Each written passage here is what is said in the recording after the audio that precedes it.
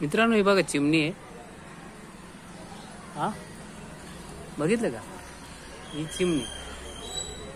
इकडे अनेक पक्षी आवाज करतायत.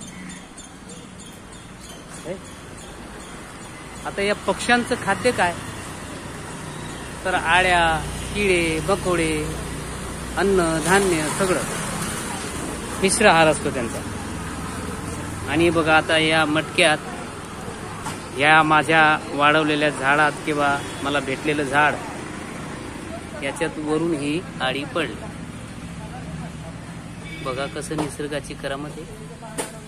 कसे कसे जीव असतात आणि असे अनेक जीव हे या धरती मातेवर रांगत असतात, वाढत असतात.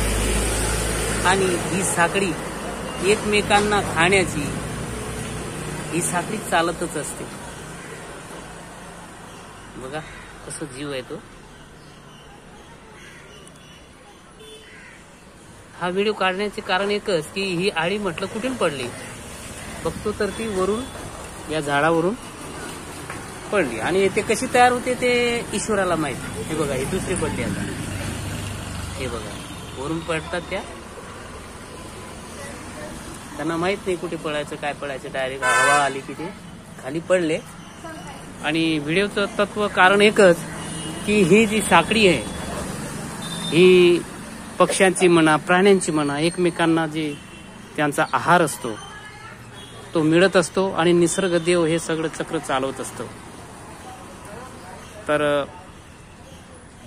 बघा फुलझाडे आहे, त्या बघा ती चिमणी उडाली तिथून आता.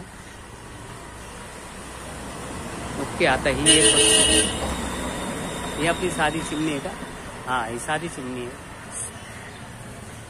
आपल्या घरातली चिमणी.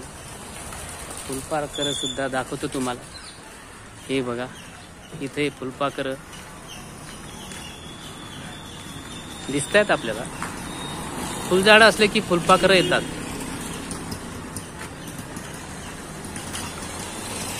हे बघा मस्त फिरताय ते. हा हा हा, बघा हे मस्त फुलपाखरू. बघा कसं फुलावर बसले. वा. तर असे हे निसर्ग सौंदर्य आपल्याला रोज दिसत असतं. पण आपण संसारात, पैशात, काही प्रॉपर्टी बनवण्यात एवढं व्यस्त असतो की आपल्याला हे सौंदर्य दिसत नाही. आणि आपण दुःख उगाळत बसतो घरात. समजत नाही काय करायचं, नाही करायचं. पण मित्रांनो, हे सौंदर्य बघा, तुम्हाला मार्ग जरूर मिळेल. आणि मार्ग असा मिळेल की तुम्ही म्हणाल वा.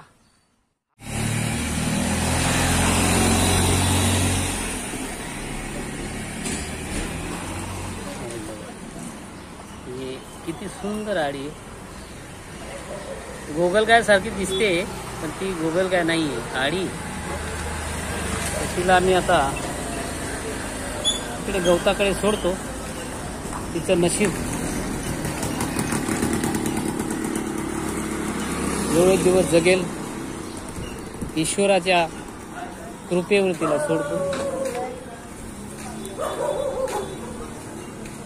ओके बाबा, राहा इथे.